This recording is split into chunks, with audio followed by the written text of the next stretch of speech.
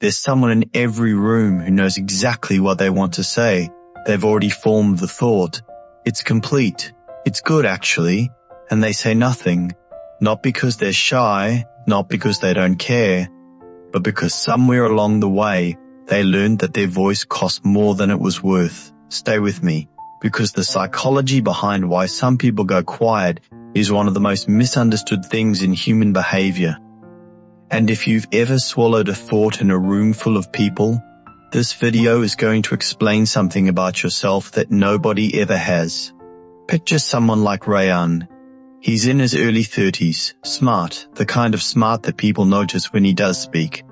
In meetings, he listens more than he talks. In group chats, he reads everything and replies to almost nothing. At dinner with friends, he laughs, he's present. But if you asked everyone at the table later what Rayan actually thinks about things, most of them couldn't tell you. He's not depressed. He's not angry. He's not checked out. He just stays quiet.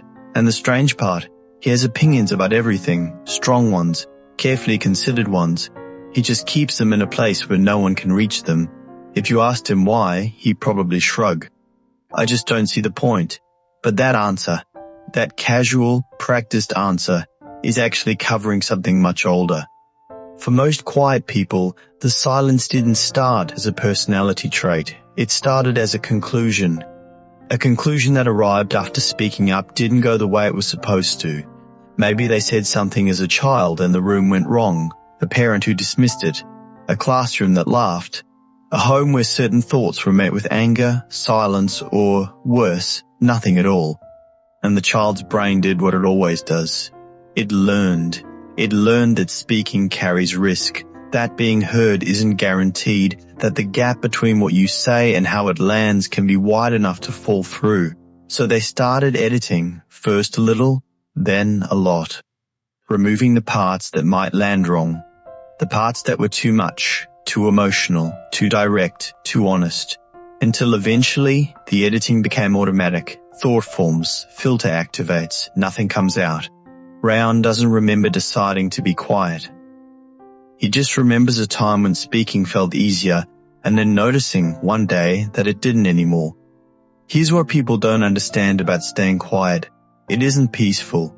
From the outside, it looks like calm, like someone who has it together, like someone who doesn't need to fill every silence with noise.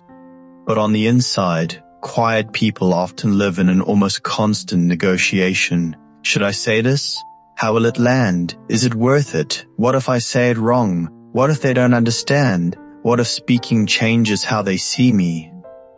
That negotiation is exhausting, and it's invisible, because from every angle they just look quiet. What it costs them in relationships is real too. People who love them, genuinely love them, sometimes feel shut out. Not because the quiet person doesn't care, but because caring and showing it feel like two completely separate actions that they've never quite learned to connect.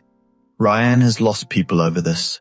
Not dramatically, not in fights, just slowly in the space where words should have been. Now, I want to be careful here, because not every quiet person is carrying a wound. Some people are quiet because they're genuinely more internal. They process slowly. They speak when they have something worth saying. They find noise draining in a way that has nothing to do with fear. There's a version of quiet that is chosen, deliberate, even powerful. The person who listens more than they talk, and because of that, understands more than most people in the room. The question isn't whether you're quiet. The question is, does your quiet feel like freedom? Or does it feel like a cage you built so long ago you've forgotten there's a door? Rayan figured something out last year, not in a dramatic way, just slowly in the way real things shift. He started noticing the moments before he went quiet, the thought, the filter, the decision to say nothing. And he started asking, what am I protecting right now? Sometimes the answer was, nothing important, just habit, just the ghost of a room from 20 years ago that had nothing to do with the room he was actually in. He didn't become loud. That was never the point. He just started letting a few more things through, the small ones first, a real opinion, a pushback, an actual answer when someone asked how he was, and what he found on the other side of that wasn't the rejection he'd been bracing for his whole life. It was just people listening. Turns out the room was safer than the one he'd been carrying in his head.